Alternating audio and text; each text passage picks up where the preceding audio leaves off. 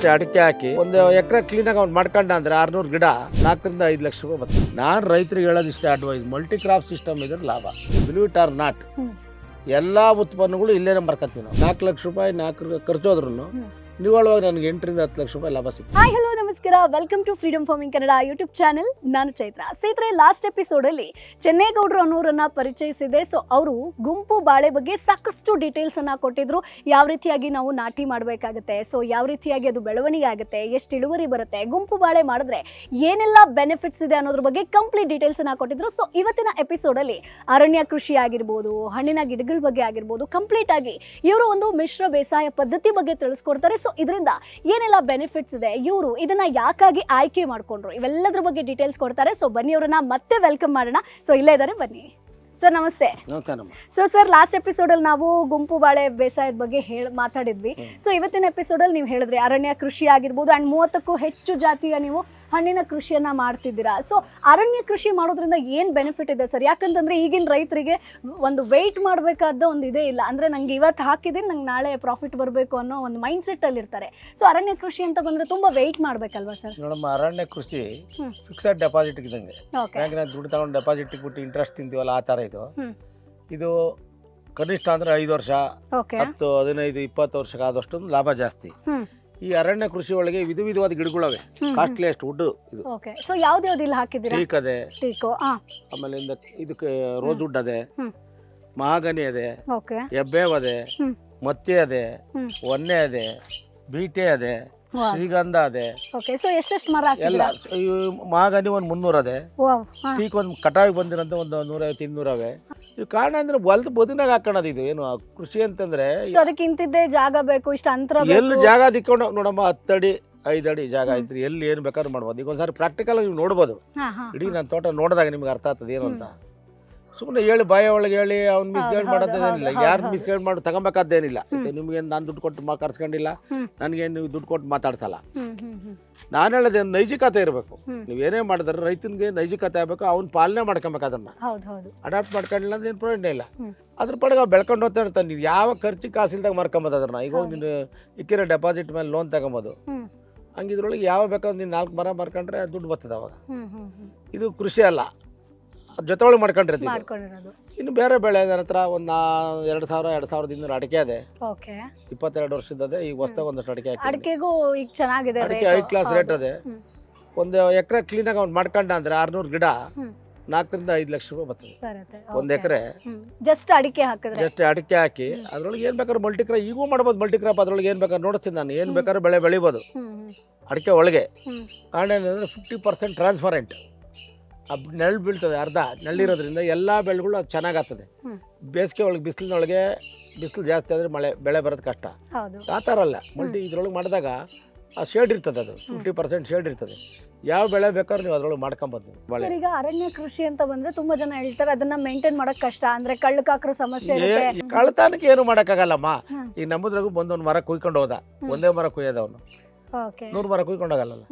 ಅವೇನು ಮಾಡಕ್ಕಾಗಲ್ಲಮ್ಮ. ಈಗ ಬಾಳೆ ಬಂದಿರ್ತದೆ, ಒಂದ್ಗೊನೆ ಅವನು ಕಡ್ಕೊಂಡು ಹೋಗ್ಬಿಡ್ತಾನೆ ಅಚಾನಕ್. ಯಾರು ಕಡಿಯಲ್ಲ, ಇವ್ರು ಹೇಳ್ಕೊಳ್ಳೋದು. ಇವ್ರು ಹೇಳ್ತಾರೆ ಆ ಏಲಕ್ಕಿ ಗಿಡ ಹಾಕೊಂಡ್ರೆ ಅವುಗಳು ಬರ್ತಾವಂತೆ. ಇದು ಅವೆಲ್ಲ ಉತ್ಪ್ರೇಕ್ಷೆ ಮಾಡಕೋಬಾರ್ದು. ಯಾವ ಹಾವು ಇಲ್ಲ ನೋಡಮ್ಮ, ಏಲಕ್ಕಿ ಬಿಟ್ಟಿಲ್ಲ. ಮಲ್ನಾಡಾಗ ನೀವು ಹೇಳೋರು ಕೇಳಿ. ನಾನು ಹೇಳೋದು ಅವನಿಗೆ ದೃಢವಾದ ಸಂಕಲ್ಪ ಇರಬೇಕು. ನಾನು ಬದುಕು ಕಟ್ಕೊಬೇಕು. ಕೃಷಿ ಅವ್ನು ಬಂದ ಹೇಳಿದ್ರೆ ನೀವು ಅವಾಗ ಬೆಂಗಳೂರಿಂದ ಕೆಲವ್ರು ಕೆಲಸ ಬಿಟ್ಬಿಟ್ಟು ಕೃಷಿ ಕಡೆ ಓದ್ತಾವ್ರು ಸರ್ ಅಂತ. ಅಲ್ಲಿಂದ ಹೋದ ಅಂದ್ರೆ ತಿರ್ಗಿ ವಾಪಸ್ ಅವ್ನು ತಿರ್ಗಿ ಬೆಂಗಳೂರಿಗೆ ಬರಬಾರ್ದು. ಅವನು ಅಲ್ಲೇ ಅವ್ನು ಸುಂದರವಾದ ಬದುಕು ಕಟ್ಕೊಬೇಕು. ಅವನು ನೂರಾರು ಅವಕಾಶಗಳು ಕೃಷಿ ಒಳಗೆ.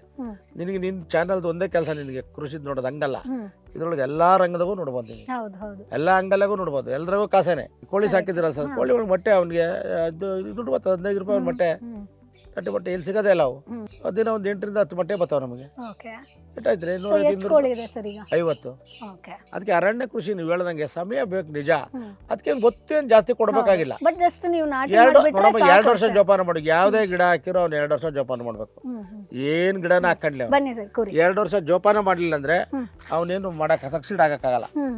ಫಸ್ಟ್ ಅದನ್ನ ಉತ್ಕೃಷ್ಟ ಬೆಳಿಬೇಕು. ಅದ್ರ ಪಡಗ ಈಲ್ಡ್ ಕೊಟ್ಟೆ ಕೊಡ್ತದೆ. ಎಷ್ಟು ಹಣ್ಣುಗಳಿದೆ ಸರ್ ಇಲ್ಲಿ? ನಮ್ಮ ಹತ್ರ ಒಂದು 30 ಜಾತಿ ಹಣ್ಣುಗಳವೆ. 37 ಹಣ್ಣುಗಳು ಸೀಸನ್ಗೆ ಎಲ್ಲ ಯಾವ್ದಾವ್ದಿದೆ ಸರ್? ನಾನು ಕೇಳ್ಪಟ್ಟೆ ನೀವು ಆಪಲ್ ನ ಕೂಡ ಈಗ ನಾನು ಈ ಸಮಗ್ರ ಕೃಷಿ ಒಳಗೆ ಜಿಲ್ಲಾ ಶ್ರೇಷ್ಠ ಕೃಷಿಕ ಪ್ರಶಸ್ತಿ ಬಂದಿದೆ, ಆತ್ಮ ಯೋಜನೆ ಒಳಗೆ ಪ್ರಶಸ್ತಿ ಬಂದಿದೆ. ನೋಡ್ತೀರ ಪ್ರಶಸ್ತಿ ಪತ್ರಗಳನ್ನ. ಸೆಂಟ್ರಲ್ ಕೃಷಿ ಮಿಷನ್ ಬಾಳೆಗೆ 25,000 ರೂಪಾಯಿ ನಗದು ಬಹುಮಾನ ಕೊಟ್ಟಾರೆ.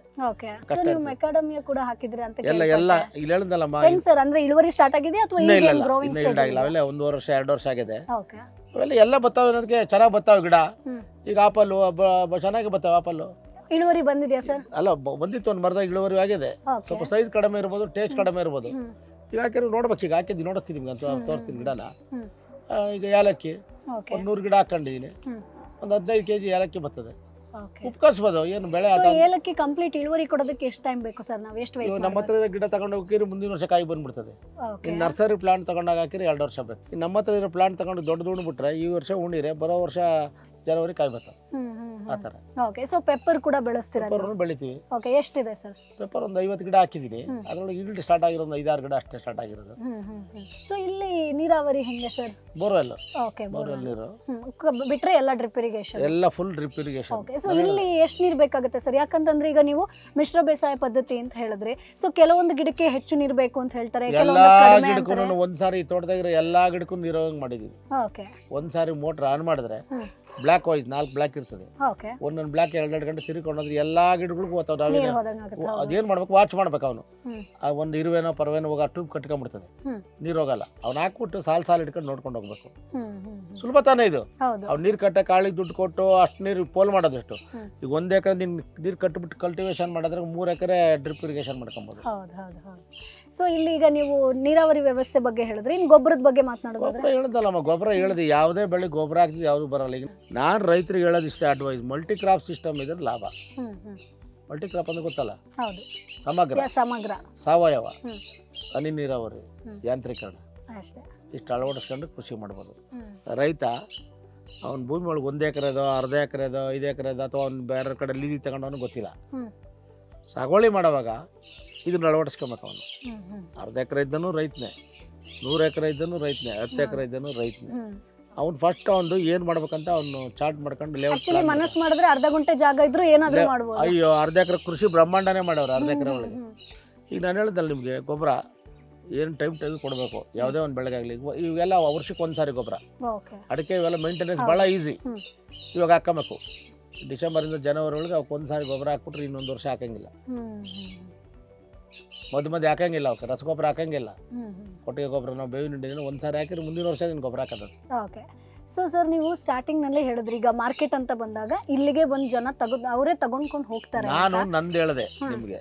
ಹೌದು. ಬಟ್ ಇನ್ನೊಂದಷ್ಟು ರೈತರದ್ದು ಏನ್ ಸಮಸ್ಯೆ ಇರುತ್ತೆ ಅಂತಂದ್ರೆ, ಅವ್ರು ಹೆಂಗೆ ಫೈಂಡ್ ಔಟ್ ಮಾಡ್ತಾರೆ? ನಮ್ಮ ಹತ್ರ ಯಾರು ಬರಲ್ಲ. ಯಾರು ಫೈಂಡ್ ಔಟ್ ಇಲ್ಲ. ಅಲ್ಲಲ್ಲ, ಈಗ ನಿನ್ನ ಹತ್ರ ಒಳ್ಳೆ ಉತ್ಕೃಷ್ಟವಾದ ಹಲಸಿನ ಬೆಳಿತಾವಳಿ ಅಲ್ಲಮ್ಮ, ಜಾನಗೆರೆ ಅಂತದೆ, ತೂಬ್ಗೆರೆ ಅಂತದೆ. ಆ ಹಲಸಿನಕಾಯಿಗೆ ಇಷ್ಟ ಪೀಸ್ ಹಾಕಿದಾಗ ಸ್ಟಿಕ್ಕರ್ ಹೊಡಿತಾರೆ. ಹೌದು. ಅವತ್ತು ಕಾಯಿಗೆ ಅದ್ರ ಮೇಲೆ ನಿನ್ನ ಹೆಸರು ಬರೆದು ಬಿಡ್ತಾರೆ, ಸ್ಟಿಕ್ಕರ್ ಹಾಕ್ತಾರೆ. ಆ ಕಾಯಿ ಯಾರಿಗೂ ಬಾರಲ್ಲ, ಅವನು ನಿನಗೆ ಕೊಡ್ತಾನೆ. ಅವ್ನು ಟ್ರೇಡ್ ಮಾರ್ಕ್ ಅದು. ಕೃಷಿ ಒಳಗೆ ಇವನು ಮುದ್ರೆ ಒತ್ಕೊಬೇಕು.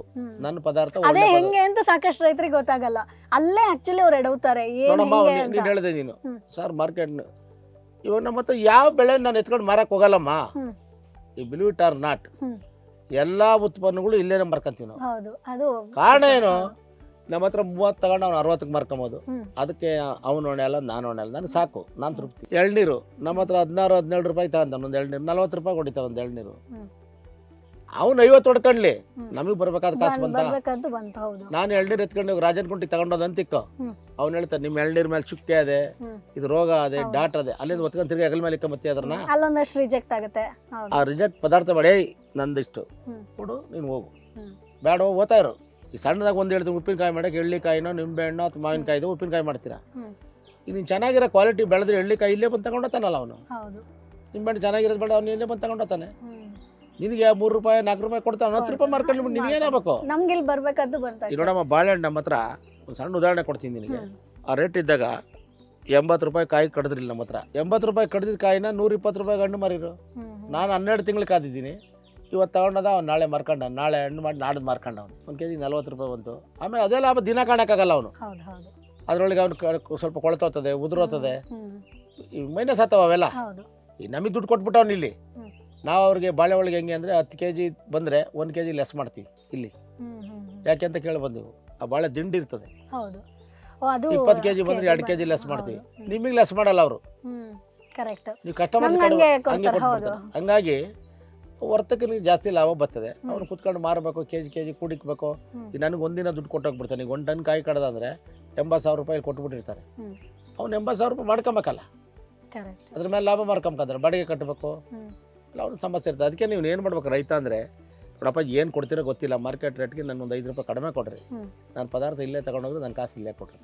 ಇವಾಗ ಇವರು ಜಾಗರೂಕರಾಗಬೇಕು, ರೈತರು ಜಾಗರೂಕರಾಗಿ ಅವನೇನೇ ಉತ್ಪನ್ನ ಬೆಳೆದ್ರು ನನ್ನ ಉತ್ಪನ್ನ ನಾನು ಇಲ್ಲೇ ಮಾರ್ಕೊಬೇಕು ಅನ್ನೋ ಕಾನ್ಸೆಪ್ಟ್ ಮೊದಲನೇದು. ನೀವು ಹೇಳ್ಬೋದು ಕೆಲವು ಸಾರಿ ಸರ್ ಹೋಗ್ಲಿಲ್ಲ ಇಲ್ಲಿ ಏನು ಮಾಡ್ತೀರ ನೀವು ಅಂತ, ಅವಾಗ ಇದ್ದೇ ಇರ್ತದೆ. ಅವ್ನು ಬರಲಿಲ್ಲ ತಗೊಂಡೋಗ್ಲಿಲ್ಲ ಅಂದರೆ ನಾವು ಉದುರಕ್ಕೆ ಬಿಡಲ್ಲ. ಜ್ಯೂಸ್ ಸೆಂಟರ್ಗಳು ಇರ್ತವೆ, ಆ ಜ್ಯೂಸ್ ಸೆಂಟರ್ ಬೇಕಾಗಿತ್ತು ತಗೊಂಡೋಗಿ ನಾವು ಅದಕ್ಕೆ ಕೊಟ್ಬಿಡೋದು. ಒಂದು ದಿನ ಒಂದು 30 kg ಬಟರ್ ಫ್ರೂಟ್ ಮಾತ್ರ ತಗೊಂಡು ಕೊಟ್ಟಿದ್ವಿ, ಅದು ಒಂದು 2 ಸಾವಿರ. ಆಮೇಲೆ ಅವನೇ ತಗೊಂಡೋದ. ಈಗ ಹೆಂಗಿದೆ ಸರ್ ಬಟರ್ ಫ್ರೂಟ್ ಮಾರ್ಕೆಟ್? 400 ರೂಪಾಯಿ ಇದೆ ಈಗ ಒಂದು ಸೀಸನ್. ಈಗ ಸೀಸನ್ಗೆ 150 ರೂಪಾಯಿ ಸಿಗ್ತದೆ. ಒಂದು ಗಿಡ 50 ರಿಂದ 100 kg ಕೊಡ್ತದೆ. ಏನು ಅದಕ್ಕೆ ರೋಗಗಳೇನು ಇವ್ರಿಗೆ? ಅವೇನು ಹಾಕೊಂಡೆ ಬೋಲ್ತಾ ಒಂದಿನ ಒಂದು 4-5 ಹಾಕೊಂಡ್ರೆ ಒಂದೊಂದು ಹಬ್ಬ ಆಗೋತಾವಮ್ಮ. ರೈತ ನೋಡಮ್ಮ, ಒಂದು ರೈತ ಹಸನ್ಮುಖಿಯಾಗಿರ್ಬೇಕು, ತಾಳ್ಮೆ ಇರಬೇಕು, ಎಷ್ಟೊಂದು ಸಾಧನೆ ಮಾಡ್ಬೇಕು. ಅವನೇನೋ ಅದರೊಳಗೆ ಟ್ರೇಡಿಂಗ್ ಒತ್ಕೊಬೇಕು ಮುದ್ರೆ. ನೀವಾಗ ಚಾನಲ್ ಮಾಡ್ಬೇಕಾದ್ರೆ ಎಷ್ಟು ಕಷ್ಟಪಟ್ಟಿರ್ತೀರಾ, ಈ ಮಟ್ಟಕ್ಕೆ ಬಂದು ನಿಲ್ಬೇಕಾದ್ರೆ, ಈ ಮಟ್ಟಕ್ಕೆ ಬಂದು ಕುತ್ಕೊಂಡು ಮಾತಾಡಿ ನಿಂತ್ಕೊಬೇಕಾದ್ರೆ ಎಷ್ಟು ಶ್ರಮ ಇರ್ತದೆ ಹಿಂದೆಗಡೆ. ಇವನು ಅಷ್ಟು ಶ್ರಮ ಹಾಕ್ಬೇಕು. ನಿಮ್ಮ ಮುಂದಿನ ಕನಸೇನು ಸರ್? ಕನಸೇನಿಲ್ಲ, ನಾನು ಹೇಳಿದೆ, ನಾನು ಕೃಷಿ ಒಳಗೆ ಇಷ್ಟ, ನಾನು ಸಂತೃಪ್ತನಾಗಿದ್ದೀನಿ. ಕೃಷಿ ಒಳಗೆ ನಮ್ದು ಏನೇ ಇಷ್ಟು ವರ್ಷದೊಳಗೂ ಯಾವತ್ತು ಎಡವು ತೊಂದಿಲ್ಲ. ಬತ್ತವೇನೋ ಸಣ್ಣ ಪುಟ್ಟ ರೋಗಗಳು ಬರ್ಬೋದು, ಕೈ ಸುಟ್ಕೊಂಬೋದು, ಏನು ಆಗ್ಬೋದೇನೋ. ಬಟ್ ಇದ್ರಾಗಿರೋದು ತೃಪ್ತಿ ಇಲ್ಲ. ನಾನು ಸರ್ಕಾರಿ ನೌಕರಿ 33 ವರ್ಷ ಒಳ್ಳೆ ಸ್ಥಾನದಾಗಿದ್ದೆ, ರಿಟೈರ್ಡ್ ಆಗಿದ್ದೀನಿ. ಆ ಸರ್ಕಾರಿ ನೌಕರಿ ತೃಪ್ತಿ ಅದಿಲ್ಲಿ ಸರ್. ಟೋಟಲ್ ಆಗಿ ಈಗ ಅರಣ್ಯ ಕೃಷಿ ಆಗಿರ್ಬೋದು, ಬಾಳೆ ಆಗಿರ್ಬೋದು, ಹಣ್ಣಿನ ಕೃಷಿ ಆಗಿರ್ಬೋದು, ಕಂಪ್ಲೀಟ್ ಇದರಿಂದ ನೀವು ಎಷ್ಟು ಇನ್ಕಮ್ ಅನ್ನ ಪಡ್ಕೊಳ್ತಾ ಇದ್ದೀರಾ? ಮೇಡಮ್ ವಾರ್ಷಿಕವಾಗಿ ಒಂದು 3 ರಿಂದ 4 ಲಕ್ಷ ರೂಪಾಯಿ ಖರ್ಚು ಬರ್ತದೆ ನನಗೆ. ಖರ್ಚು ಬೇಕೇ ಬೇಕು. ಹೌದು. ಈಗ ಮೇಂಟೆನೆನ್ಸ್ ಸೌಕರ್ಯ ಆಯ್ತು, ಬೋರ್ ಇರ್ತದೆ, ಮೋಟರ್ ಸುಟ್ಟೋಗ್ತದೆ, ರಿಪೇರಿ ಮಾಡಿಸ್ಬೇಕು, ಮತ್ತೊಂದು ಎಲ್ಲ 4 ಲಕ್ಷ ರೂಪಾಯಿ ಖರ್ಚು ಹೋದ್ರು ನಿವ್ವಳವಾಗಿ ನನಗೆ 8 ರಿಂದ 10 ಲಕ್ಷ ರೂಪಾಯಿ ಲಾಭ ಸಿಗ್ತದೆ. ಅರಣ್ಯ ಬಿಟ್ಟು, ಅರಣ್ಯ ಕೃಷಿ ಬಿಟ್ಟು, ಅದು ಫಿಕ್ಸೆಡ್ ಡೆಪಾಸಿಟ್ ಅಲ್ಲೇ ಇಕ್ಕಿದ್ವಿ, ಅದಲ್ಲೇ ಇರ್ತದೆ. ಹೇಳಿದಲ್ಲ ತೆಂಗಿನಕಾಯಿ ಇರ್ಬೋದು, ಮತ್ತು ಅವೆಲ್ಲ ಏನಾಗ್ತವೆ ಟೈಮ್ ಬರ್ತಾ ಇರ್ತವೆ. ಈಗ ಒಂದ್ಸಾರಿ ಎಳ್ನೀರು ಕಿತ್ತರೆ ಒಂದು 10,000 ಬರ್ತದೆ. ಈಗ ರೈತಂದು ಹೆಂಗಾಗಿದೆ ಅಂದರೆ, ಒಂದೊಂದ್ಸಾರಿ ಔಷಧಿ ಹೊಡಿಬೇಕಂದ್ರೆ ಹೋಗಿ ಔಷಧಿ ಅಂಗಡಿ ಒಳಗೆ ಔಷಧಿ ಸಾಲ ತತ್ತಾನೆ, ಗೊಬ್ಬರ ಹಾಕ್ಬೇಕಂದ್ರೆ ಹೋಗ ಗೊಬ್ಬರದ ಅಂಗಡಿ ಒಳಗೆ ಸಾಲ ತತ್ತಾನೆ, ಎಡವೋದು ಇವನ ಅಲ್ಲೇ. ಆಮೇಲೆ ಅವ್ನಿಗೆ ಇನ್ನೊಂದಾಗಿರ್ತದೆ, ನೀವೇನು ಉತ್ಪನ್ನ ಬೆಳಿತೀವಿ ನಮಗೆ ಕೊಡ್ಬೇಕಂತ ಕರಾರು ಮಾಡ್ಕೊಂಡಿರ್ತಾರೆ. ಹೌದು. ಸೊ ಕೊನೆಯದಾಗಿ ರೈತರಿಗೆ ಏನು ಹೇಳಲಿಕ್ಕೆ ಇಷ್ಟಪಡ್ತೀರಾ ಸರ್? ಅವ್ರಿಗೆ ಎಲ್ಲಿ ಎಡವುದು, ಹಾಗೆ ಎಲ್ಲಿ ಎಡವುದೇ ಹೆಂಗೆ ಒಂದು ಕೃಷಿಯನ್ನ ಮಾಡಿದ್ರೆ ಅವ್ರು ಸಕ್ಸಸ್? ನೋಡಮ್ಮ, ಮೊದಲು ರೈತ ಪ್ರಪ್ರಥಮವಾಗಿ ನನ್ನ ಭೂಮಿ ಒಳಗೆ ಏನು ಬೆಳೆ ಆಗ್ತದೆ ಅಂತ ಹೇಳ್ಬಿಟ್ಟು ಮಣ್ಣು ಪರೀಕ್ಷೆ ಮಾಡಿಸ್ಕೋಬೇಕು. ಇನ್ನು ಎರಡನೇದಾಗಿ ಅವ್ನು ಹೇಳಿದ ಸಸಿಗಳು ಗಿಡ ತರೋದು, ಬೀಜ ಬಿತ್ತನೆ ಬೀಜ ಬಹಳ ಮುಖ್ಯ. ಈಗ ಒಂದು ಯಾವುದೋ ತೆಂಗಿನ ಮರ ಇಕ್ತದೆ, ಅದು 5 ವರ್ಷಕ್ಕೆ ಫಸಲು ಬರೋದು, 50 ರೂಪಾಯಿ ಕೊಟ್ಟ ತಂದಕ್ಕೆ ಅದು ಕಾಯಿನೇ ಬಿಡಲಿಲ್ಲ 5 ವರ್ಷ ಆದರೂ ಅಂದರೆ ಹೋಯ್ತಲ್ಲ ಅಲ್ಲಿ. ಅಷ್ಟು ಉತ್ಕೃಷ್ಟವಾದಂಥ ಸಸಿಗಳು ತಂದು ನೆಟ್ಕೊಬೇಕು ಅವನು. ಇನ್ನು ಮೂರನೇದು, ಯಾವುದೇ ಗಿಡ ಹಾಕಿದ್ರು 2 ವರ್ಷ ಜೋಪಾನವಾಗಿ ಮೇಂಟೈನ್ ಮಾಡಬೇಕು. ಈ ಮಕ್ಕಳನ್ನ ಹೆಂಗೆ ಜೋಪಾನ ಮಾಡ್ತಾರೆ, ದಿನ ಸ್ನಾನ ಮಾಡಿಸಿ ಬಟ್ಟೆ ಹಾಕಿ ಅವಕ್ಕೆ ಆಹಾರ ಕೊಟ್ಟು ಹೆಂಗೆ ಮಾಡ್ತಾರೆ ಆ ಥರ ಇವರು ಮಾಡ್ಕೊಂಡು ಹೋಗ್ಬೇಕು. ಆಮೇಲೆ ಅದು ಬಂದೇ ಬರ್ತದೆ ಫಸಲು, ಲಾಭ ಬರ್ದಿರೋ ಎಲ್ಲೂ ಹೋಗೋದೇ ಇಲ್ಲ. ಈಗ ಅದಕ್ಕೆ ರೈತರು ಪ್ರತಿಯೊಬ್ಬರೂ ಇದ್ರ ಮೊದಲು ಈ ಭೂಮಿನ ಹದ ಮಾಡ್ಕೊಳ್ಳೋದು, ಭೂಮಿ ಪರೀಕ್ಷೆ ಮಾಡಬೇಕು. ನೀರು ಹೇಳಿದ್ರೆ ನೀವಾಗಲೇ ಬಾಳೆಗೆ ಅಡಿಕೆಗಳು ಜಾಸ್ತಿ ನೀರು ಬೇಕಂತ ಸರ್, ಎಲ್ಲ ಪೂರ್ತಿ ಎಲ್ಲ ಡ್ರಿಪ್ ಇರಿಗೇಷನ್ ನೋಡ್ಕೊಂಬರ್ಬೋದು. ನೀವು ನೋಡ್ಕೊಂಬರ್ರಿ ಒಂದು ರೌಂಡು. ರೈತನಿಗೆ ಹೇಳೋದಿಷ್ಟೇ, ಸ್ವಾವಲಂಬಿ ಬದುಕಟ್ಕೊಳ್ಳಿ, ರೈತರು ಸದಾ ಹಸನ್ಮುಖಿಗಳಾಗಿ ಬದುಕಲಿ. ಭಗವಂತ ಒಳ್ಳೆ ಮುಂದೆ ಅವ್ರು ಒಳ್ಳೆ ವಾತಾವರಣದ ಇದು ದೃಷ್ಟಿ ಬೇರೆ, ಅವ್ರು ಬೆಳೆದಂಥ ಬೆಳೆಗಳು ಒಳ್ಳೆ ಬೆಲೆ ಕಂಡ್ಕೊಳ್ಳಿ. ಎಲ್ಲ ಇಡೀ ರಾಜ್ಯದ ಸಮಸ್ತ ರೈತರಿಗೂ ಒಳ್ಳೆ ದಿನ ಬರಲಿ ಅಂತೇಳಿ ಆಶಿಸಿ ನಾನು ಕೊನೆಯದಾಗ ಅವ್ರಿಗೆ ಹಾರೈಸ್ತೀನಿ. Thank you sir, thank you. ತುಂಬ ಖುಷಿ ಆಯಿತು ಸರ್ ನಿಮ್ಮ ಹತ್ರ ಮಾತಾಡ್ತಾ ಎಸ್ಪೆಷಲಿ ನಾನೇ ಇನ್ಸ್ಪೈರ್ ಆಗ್ತಾ ಇದೆ. ಸೊ ನಿಮ್ಮ ಒಂದು ಕಥೆಯನ್ನು ಕೇಳಿದಾಗ ಆಗಿರ್ಬೋದು, ಅಥವಾ ನಿಮ್ಮ ಒಂದು ಈ ಕೃಷಿಯಲ್ಲಿ ನಿಮ್ಮ ಹುಮ್ಮಸ್ಸನ್ನು ನೋಡಿದಾಗ ಖುಷಿ ಆಯಿತು sir. Thank you so much sir. So ನೋಡಿದ್ರಲ್ವಾ ಸ್ನೇಹಿತರೆ, ಚೆನ್ನೇಗೌಡರು ಬಾಳೆ ಕೃಷಿ ಬಗ್ಗೆ ಆಗಿರ್ಬೋದು, ಅರಣ್ಯ ಕೃಷಿ ಆಗಿರ್ಬೋದು, ಹಣ್ಣಿನ ಕೃಷಿ ಬಗ್ಗೆ ಸಾಕಷ್ಟು ಡೀಟೇಲ್ಸನ್ನು ಕೊಟ್ಟರು. ಜೊತೆಗೆ ರೈತರು ಎಲ್ಲಿ ಎಡವ್ತಾ ಇದ್ದಾರೆ, ಸೊ ಎಡವಬಾರ್ದು ಅಂತಂದರೆ ಯಾವ ರೀತಿಯಾಗಿ ರೈತರು ಕೃಷಿಯನ್ನು ಮಾಡಬೇಕು ಅನ್ನೋದ್ರ ಬಗ್ಗೆ ಕೂಡ ತಿಳಿಸ್ಕೊಟ್ರು. ಸೊ ಈ ಒಂದು ವಿಡಿಯೋ ನಿಮಗೆ ಯೂಸ್ಫುಲ್ ಆಗಿರುತ್ತೆ ಅಂತ ಅನ್ಕೊಳ್ತೀನಿ. ಮುಂದಿನ ಎಪಿಸೋಡ್ನಲ್ಲಿ ಮತ್ತೊಂದು ಕೃಷಿ ಐಡಿಯಾ ಜೊತೆ, ಮತ್ತೊಂದು ಕೃಷಿ ಮಾಹಿತಿ ಜೊತೆ ನಾನು ನಿಮ್ಮ ಮುಂದೆ ಹಾಜಿರ್ತೀನಿ. ಅಲ್ಲಿವರೆಗೂ ಫ್ರೀಡಮ್ ಆಪ್ ಅನ್ನ ಡೌನ್ಲೋಡ್ ಮಾಡಿ. ಕೃಷಿಗೆ ಸಂಬಂಧಪಟ್ಟ ಸಾಕಷ್ಟು ಕೋರ್ಸ್ ಇರುತ್ತೆ. ಯಾರು ಇದರಲ್ಲಿ ಸಕ್ಸಸ್ ಆಗಿದ್ದಾರೋ ಅವರೇ ನಿಮಗೆ ಮಾಹಿತಿಯನ್ನ ಕೊಡ್ತಾರೆ. ಸೊ ಮತ್ತೆ ಆಗ್ತದ, ಈಗಲೇ ಫ್ರೀಡಮ್ ಆಪ್ ಅನ್ನ ಡೌನ್ಲೋಡ್ ಮಾಡಿ. ನಾನು ಹೋಗಿ ಬರ್ತೀನಿ. ಟಾಟಾ, ಬೈ ಬಾಯ್.